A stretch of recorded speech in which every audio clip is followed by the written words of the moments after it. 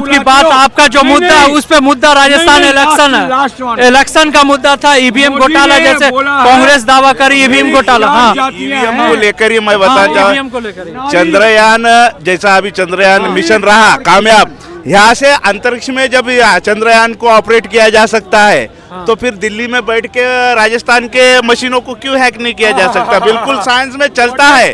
और मैं बोलता बैलेट पेपर से इतनी तकलीफ क्यों है इतनी? कांग्रेस ने क्या किया है? क्या नहीं किया? 2014 से पहले तो कांग्रेस थी। बिल्कुल उन्होंने थी और किए, और उस टाइम पे पेट्रोल 63 रुपए था, आज 100 रुपए के पार चला गया है।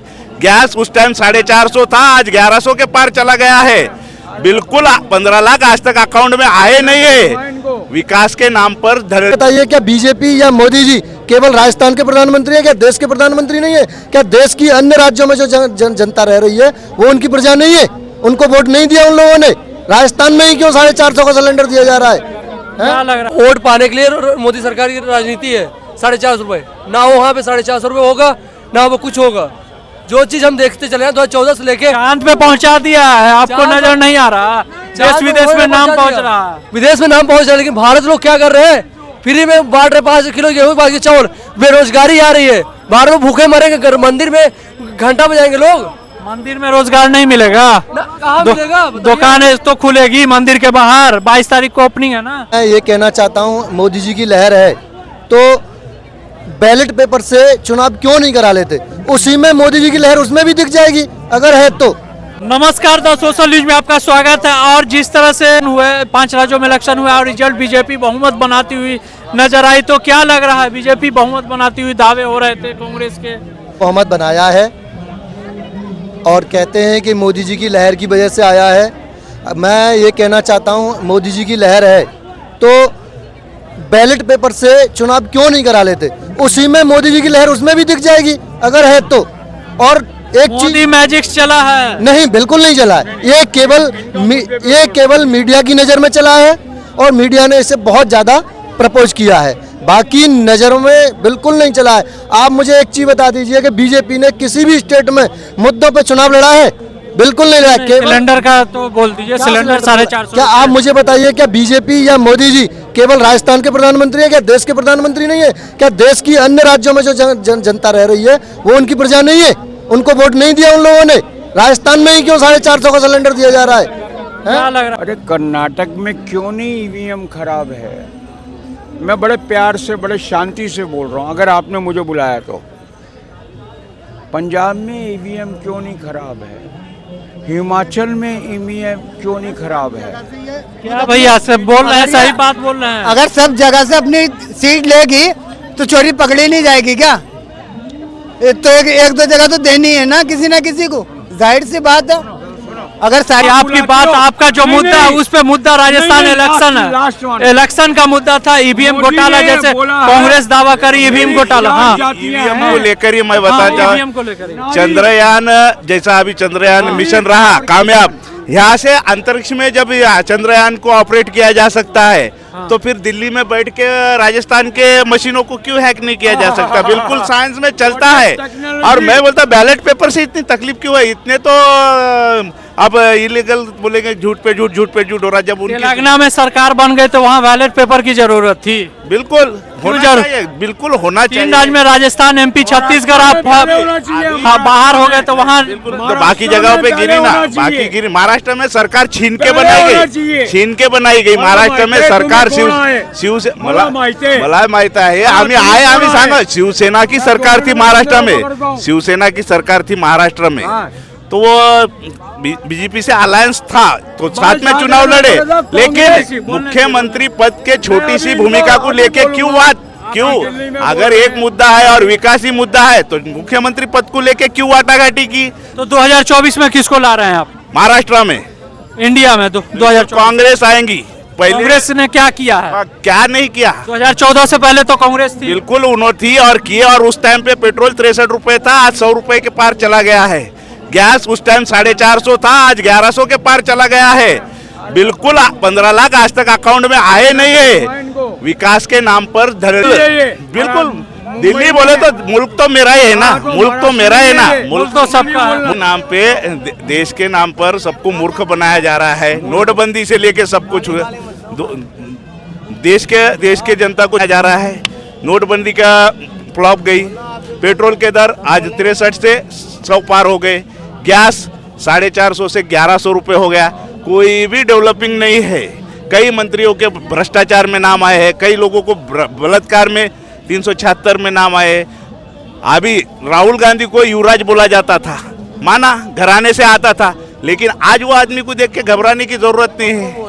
वो आदमी ने जो पद यात्रा काढ़े पूरे देश से, उनको पप्पू गिप्पू सोने का उदाहरण दिया जाता था, लेकिन जरूरत नहीं है ना, क्योंकि शब्द कट करके जिस तरह मीडिया का उपयोग करके, जिस तरह से इलेक्ट्रॉनिक मीडिया बोले तो आपको क्या लग रहा है 2024 में किसको ला रहा है?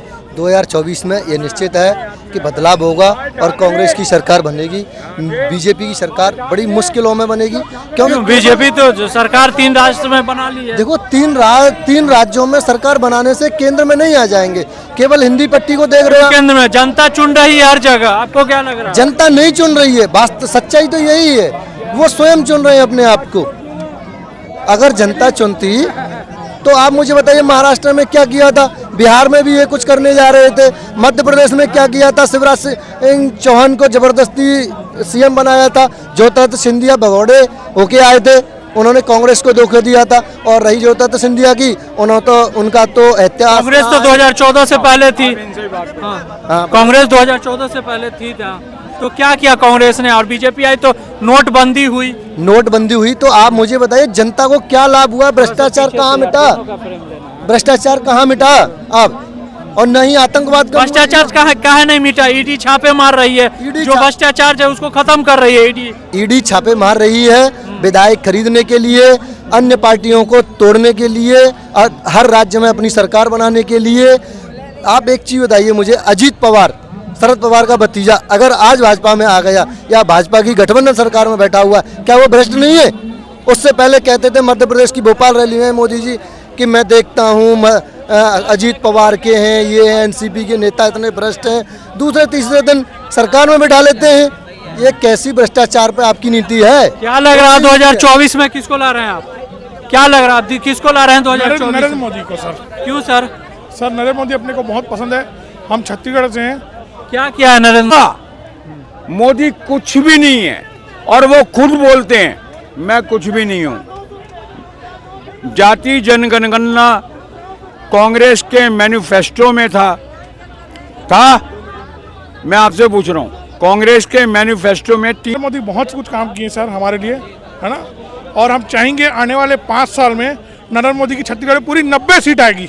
नोटबंदी हुई, घोटाला हुआ उसमें? नहीं, कोई घोटाला नहीं हुआ सर। बहुत ऐसा घोटाला हुआ, कांग्रेस दावे कर रही है कि घोटाला हुआ। नहीं, कोई घोटाला नहीं हुआ सर, कोई घोटाला नहीं। 2014 से बेरोजगारी बढ़ गई। नहीं, ऐसा कुछ नहीं है सर।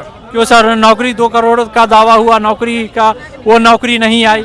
नहीं सर, कोई भी काम होता है धीरे धीरे होता है, एक साथ कोई भी काम नहीं होता सर। क्यों सर? 10 साल होने आ रहा है तो धीरे धीरे, अब कितना धीरे चाहिए? नहीं, अब बस नरेंद्र मोदी अब आ गए हैं, अब आपको कोई चिंता करने की बात नहीं है। नरेंद्र मोदी जी तो 9-10 साल से हैं जी, अब पूरी पार्टी आ गई है। अच्छा सर, एक चीज, 450 का राजस्थान में दावा किया और सरकार बनी, तो केंद्र में है आप, और इंडिया में बहुत ऐसा स्टेट है वहाँ 1100-900 रुपए भी सिलेंडर है, तो पूरे इंडिया में क्यों नहीं 450 रुपए किया जा रहा है? सर नरेंद्र मोदी के ऊपर है, वो नरेंद्र मोदी क्या चाहते हैं वो बताएंगे। तो क्यों नहीं चाह रहे हैं वो बताएंगे सर। सरकार ला रहे हैं तो क्यों नहीं चाह रहे हैं? वो एक दावा झूठा है, और क्या लग रहा है? वो एक दावा झूठा है, वो एक सिर्फ वोट पाने के लिए मोदी सरकार की राजनीति है। 450 रुपए ना वहाँ पे 450 रुपए होगा, ना वो कुछ होगा। जो चीज हम देखते चले हैं 2014 से लेके चांद पे पहुंचा दिया है, आपको नजर नहीं आ रहा? देश विदेश में नाम पहुंच रहा है, विदेश में नाम पहुंच रहा है, लेकिन भारत लोग क्या कर रहे हैं? फ्री में बांट रहे 5 किलो गेहूं, बाकी चावल। बेरोजगारी आ रही है, बाहर में भूखे मरेंगे, मंदिर में घंटा बजाएंगे लोग। मंदिर में रोजगार नहीं मिलेगा? कहाँ मिलेगा? दुकानें तो खुलेगी मंदिर के बाहर, 22 तारीख को ओपनिंग है ना। ओपनिंग है, ठीक है, ओपनिंग है। यूपी बिहार के लोग क्यों भाग रहे हैं दिल्ली में, मुंबई क्यों भाग रहे हैं यूपी बिहार के लोग? आखिर यूपी में तो योगी सरकार है ना, यूपी में योगी सरकार है। योगी सरकार काम नहीं कर रही है? नहीं कर रही, बस वहाँ बस नाम चेंज कर रही है, नाम चेंज करने से नहीं होगा, रोड बनाने से नहीं होगा, लोगों को रोजगार देने से होगा काम। रोड से रोटी खा लेगा, मंदिर से रोटी खा लेगा इंसान।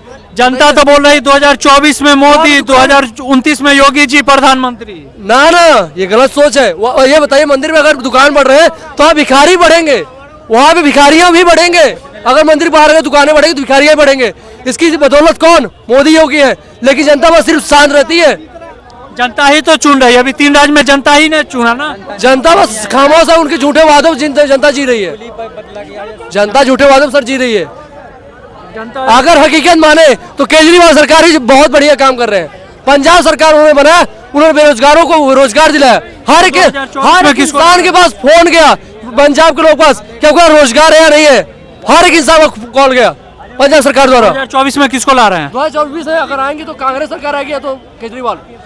मुद्दा क्या था? मुद्दा यह है कि राजस्थान में सरकार बनी, ये बोल रहे हैं ईवीएम घोटाला हुआ। सर ये भूत है। हम बचपन में छोटे होते थे ना, कभी बिल्ली बर्तन खड़का देती थी तो हम लोग जाग जाते थे। देखिए ऑन कैमरा बोल रहा हूँ, हम लोग जागते थे, जाग के रोते थे। बचपन में जब छोटे थे समझ नहीं थी तो हमारे माँ बाप बोलते थे भूत आ गया, सो जा। तो ईवीएम भूत है। मैं कहता हूँ बैलेट पेपर पे होना चाहिए था। नहीं, मैं कह रहा हूँ, जगह हम खुद मैं खत्म कर मैं कंक्लूड कर रहा हूँ, खत्म नहीं, मैं बोल रहा हूँ मोदी जी की कोई वैल्यू नहीं है। ऑन कैमरा बोल रहा हूँ। क्यों वैल्यू नहीं है? प्रधानमंत्री हैं देश के, नहीं, चेहरा बना हुआ मोदी जी का। नहीं, उनकी कोई वैल्यू नहीं है। वैल्यू ये जनता ने बनाई है, और जनता की प्रॉब्लम ये है कि जनता अपने आप को समझती नहीं है। सबसे बड़ी प्रॉब्लम ये, अरे बीच में नहीं, मेरे खत्म होने के बाद। ठीक है, आप बोलिए पहले। जनता, इससे पहले हमारे जवाहरलाल नेहरू, इनसे पूछूं जवाहरलाल नेहरू ने कितने टाइम तक सत्ता संभाली, ये नहीं जवाब दे पाएंगे।